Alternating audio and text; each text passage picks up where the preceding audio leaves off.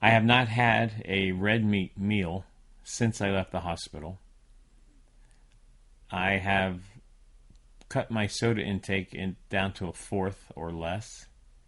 I've doubled or tripled, between 2 and 3 times as much water as I was drinking before. I'm now drinking.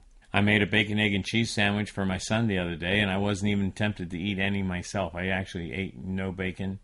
I ate no eggs. Yolk of the egg is one of the things that's reported to be high in cholesterol, and it's one of the things I was cautioned to cut out of my diet. Every day since my release from the hospital, I've been walking. I missed yesterday because we had about 4 inches of rainfall yesterday, and I just didn't feel like getting out in it. But I'll tell you something, it really affected my spirits for the day. Today, I got out with my dog and took a walk in between rain showers. I took my umbrella, and I needed it because it did start raining on the way back home. But the point is that I've made those lifestyle changes easily. There are some other things like that involve my family that I promised to change, and I've changed those as well. I'm not going to go into those. Those are more of on a personal level. But the point is, I made a number of changes. I made them easily because I used the power of hypnosis to assist me. Now, for those of you who are not hypnotists or really, are hearing about hypnosis for the first time, hypnosis can be a little scary. You might think that if you let me into your subconscious mind that you're out of control and that I can make you do things that you really don't want to do.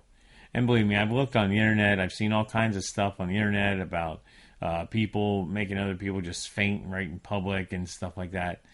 That kind of stuff is very compelling, and it does make you want to watch it. I agree. I've watched it. But that's not really the meat of the hypnosis. That's not really the heart and soul of hypnosis at all. Those are parlor tricks.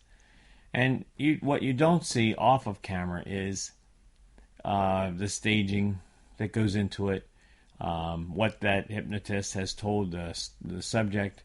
You just don't see what the preparation. All you see is the effect, and it's a dramatic effect, and that's what attracts people's attention. But that's not the hypnosis that I'm talking about. The hypnosis I'm talking about is the hypnosis that gets into your subconscious mind and plants messages on how you want to behave. I don't put negative messages in my hypnosis script.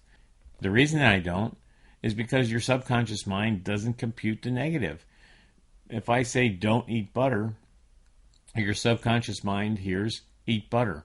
But if butter is something that you're wanting to cut out because of high cholesterol or a high trans fat, well then you're not going to want to eat butter. But what I would do instead of saying don't eat butter is I would say substitute olive oil or canola oil for all butter that you consume. I would say things like that, messages like that. And what that will do is it will tell you what to do instead of what not to do. And so your subconscious mind, when you go into the pantry and you look for butter, or go in the fridge and look for butter, you're not going to find it. You're going to see the canola oil. You're going to see the olive oil.